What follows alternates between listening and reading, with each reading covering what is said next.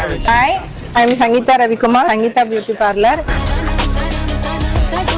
கடந்த திருவிக்கா நகர் கடந்த 7 வருஷமா இங்க நாங்க சக்சஸ்ஃபுல்லா பிசினஸ் ரன் பண்ணியிருக்கோம்.